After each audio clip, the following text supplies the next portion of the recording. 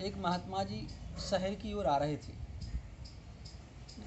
रास्ते में आते आते उन्होंने देखा कि एक महिला उनके आगे आगे चल रही है।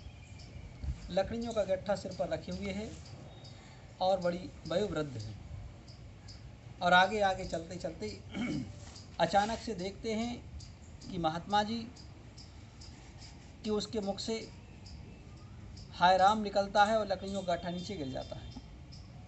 जैसे ही लकड़ियों का गट्ठा नीचे गिरा और मुख से हाय राम की आवाज़ सुन करके महात्मा जी पीछे से आ रहे थे, थोड़े और कदम लंबे किए और उसके पास तक पहुंच गए। पूछा, माँ जी क्या हो गया है? बोले कांटा लग गया महात्मा जी। तो महात्मा जी ने कहा बताओ मैं तुम्हारा पैर का कांटा निकाल दूं।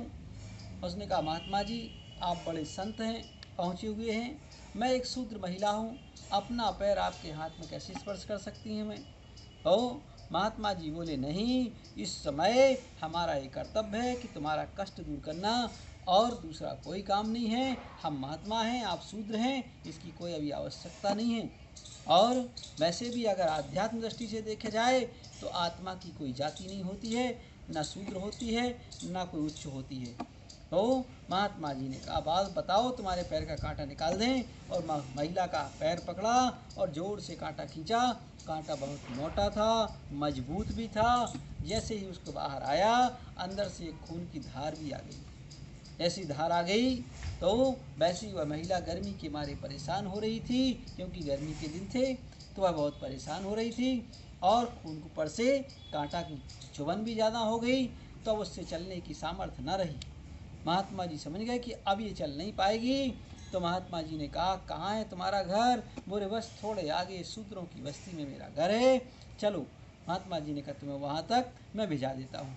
और वह गट्ठा लकड़ियों का उठाया, अपने कंधे पर रखा और आगे आगे चल दिया। और उस माँ जी से कहा आप आगे हो जाइए, रास्ता दिखाइए कहाँ आपका घर है।